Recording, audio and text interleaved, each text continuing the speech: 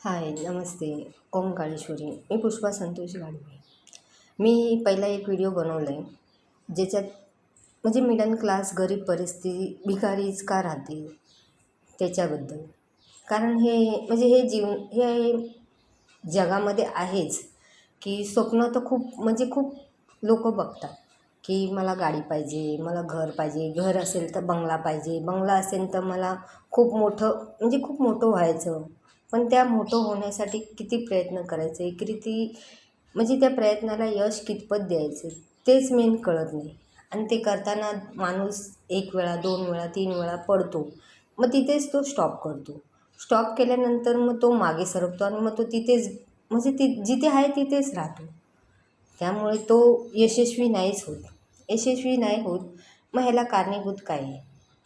ह्याला कारणीभूत म्हणजे एक आपले जवळचे नातेवाईक, आपले आई-वडील किंवा आपले मित्र, शेजारी-पाजारी जे आपले हे नको करू, ते नको करू, आणि एक म्हणजे महत्त्व आपलं माइंड, जे आपल्याला प्रत्येक वेळेस नकारार्थच विचार करायला लागतो.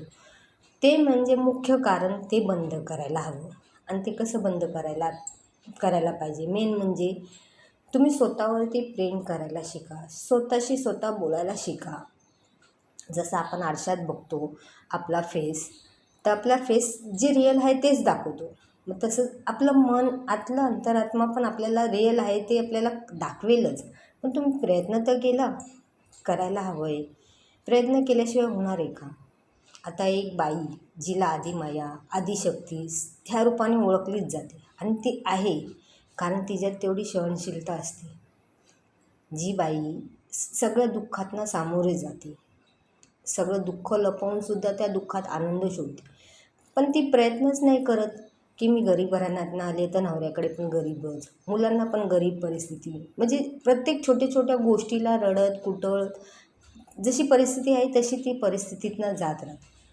पण विचार का नाही करत, की मी ह्या परिस्थितीतनं आले तर मला पण ह्या परिस्थितीत नाही राहायचं आहे, मुलांना पण नाही ठेवायचे, मला काहीतरी करायचं आहे. स्वप्न बघती, विचार पण करती, दिवसरात्र झडती पण, कष्ट पण करते, पण त्या कष्टांना ती यश का नाही देत?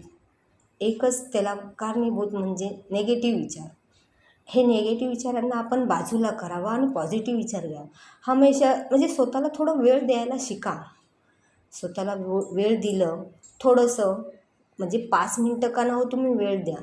जी गृहिणी आहे, बाहेर जरी काम करत असली किंवा नोकरी करत असली तरी स्वतःला 5 मिनटं का हो वेळ द्या. स्वतःवर प्रेम करायला शिका. स्वतःबद्दल म्हणजे स्वतःबद्दलच जाणून घ्यायला शिका. आणि निगेटिव्ह विचार येतील ना, त्यांना तिथेच स्टॉप करायला शिका. का नाही यश तुमच्या पदरात येईल?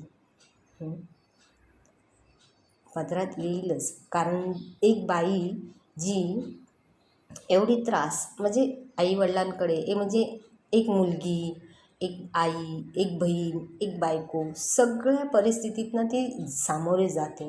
मग दुःखातनं का नाही दुःखातनं पण जाती, पण त्या दुःखाला कंटाळूनच बसते. मग ती तिथेच राहते. गरीब परिस्थितीच, गरीब मिडल क्लास, गरीबच, भिकारीच आपण राहतोच. आपण म्हणजे मोठं व्हायचं स्वप्न तर बघतो, पण ती पूर्ण करायची आपल्यात हिंमतच नसते. आपण तिथेच हार मानतो आणि मग विचार करतो, की हे माझ्या बाबतीतच का झालं?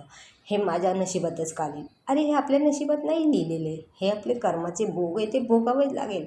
पण त्या कर्माच्या भोगाला संपवायचं की वाढवायचं ते आपल्या हातातच आहे, की नाही? मग त्याला कसे सामोरं जायचं, कसं त्या स्वप्नांना उंच भरारी घ्यायची ते आपल्या हातात आहे ना.